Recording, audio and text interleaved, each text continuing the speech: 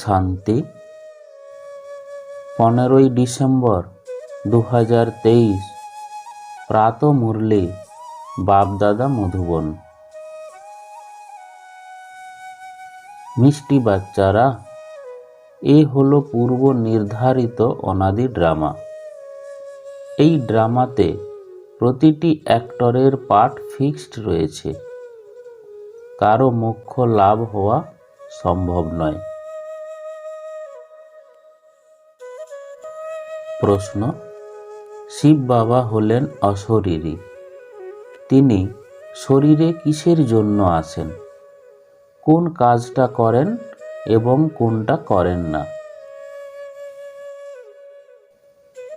উত্তর: বাবা বলেন, বাচ্চারা, আমি এই শরীরে আসি শুধুমাত্র তোমাদেরকে মুরলি শোনাতে। আমি মুরলি শোনানোর জন্যই আসি। আমি মুরলি শোনানোর কাজ করি। আমি খাওয়া দাওয়া করবার জন্য আসি না। আমি এসেছি তোমাদেরকে নয়া রাজধানী দিতে। আর স্বাদ, সে তো এনার আত্মাই নেয়। গীত: ওই আকাশ সিংহাসন ছেড়ে নেমে এসো।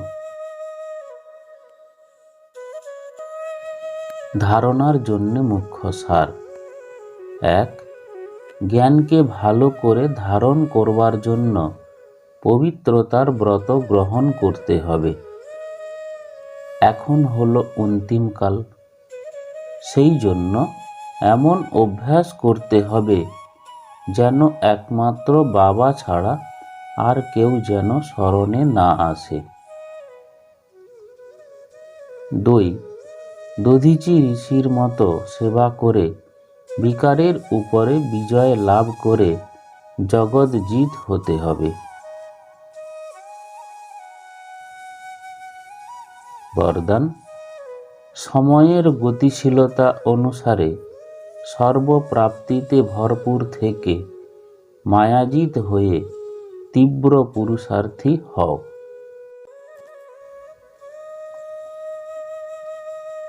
বাপদাদা যত কিছু প্রাপ্তি করিয়েছেন, সেই সর্বপ্রাপ্তিগুলিকে নিজের মধ্যে জমা করে ভরপুর থাকো।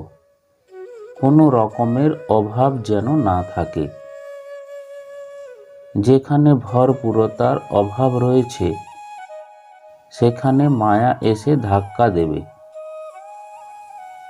মায়াজিত হওয়ার সহজ উপায় হল সর্বদা প্রাপ্তিগুলির দ্বারা ভরপুর থাকা।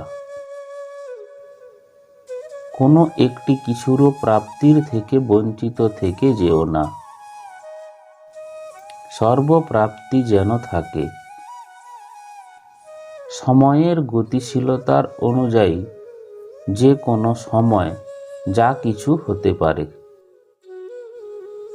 সেই জন্য তীব্র পুরুষার্থী হয়ে এখন থেকেই ভরপুর হও। এখন নয় তো কখনো নয়। স্লোগান: সত্যতা আর নির্ভয়তা একসাথে থাকলে কোনো কারণই বিচলিত করে দিতে পারবে না। ওম শান্তি।